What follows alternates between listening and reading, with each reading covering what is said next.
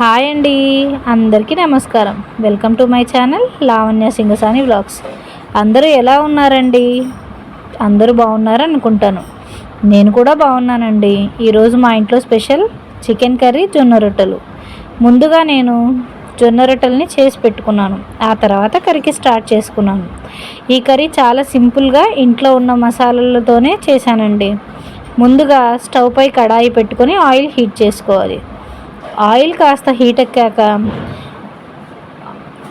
ఉల్లిగడ్డల్ని వేసుకొని ఫ్రై చేయాలి. Onions fry అయ్యే టైంలోనే అల్లం వెల్లుల్లి ముద్ద పేస్ట్ను కూడా వేసుకోవాలి. అల్లం వెల్లుల్లి ముద్ద పచ్చివాసన పోయేదాకా వేగనివ్వాలి.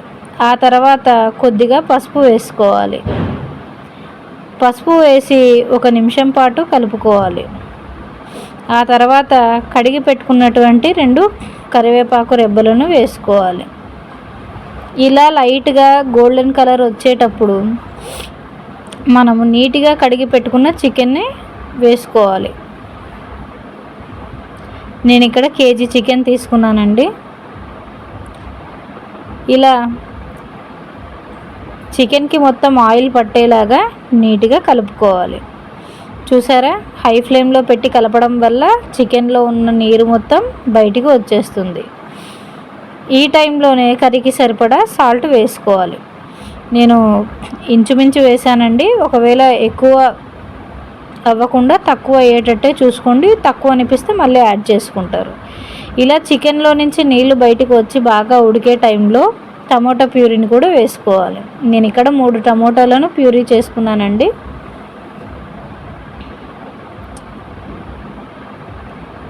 ఉడకడం మొదలుపెట్టాక కర్రీకి సరిపడా కారం వేసుకోవాలి. నేను ఇక్కడ 2.5 స్పూన్ల కారం వేసుకున్నానండి.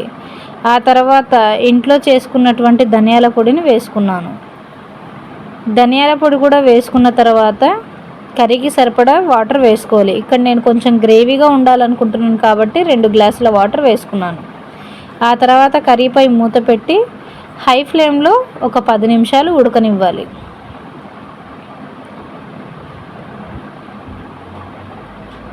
10 నిమిషాల తర్వాత చూసారా కర్రీపై ఆయిల్ ఎలా తేలిందో.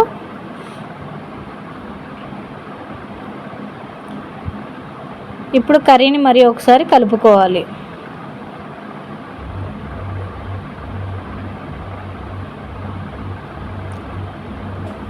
ఇప్పుడే కర్రీ 80% దాకా కుక్ అయి ఉంటుందండి. ఈ టైంలోనే మనం ఉప్పు కారం సరిపోయో లేదో ఒకసారి చెక్ చేసుకోవాలి. సరిపోకపోతే యాడ్ చేసుకోవాలి. ఆ తర్వాత కొబ్బరి మసాలాను వేసుకోవాలి.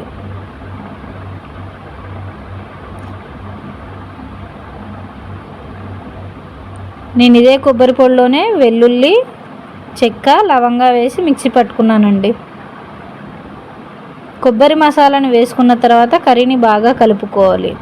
ఆ తర్వాత కడిగి పెట్టుకున్నటువంటి కొత్తిమీరని కూడా వేసి యాడ్ చేసుకోవాలి.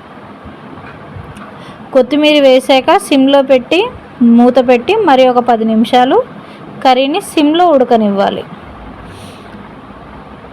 ప్లీజ్ అండి, వీడియోస్ చూసే వాళ్ళందరూ నా ఛానల్ని సబ్స్క్రైబ్ చేసి లైక్ చేసి షేర్ చేయండి.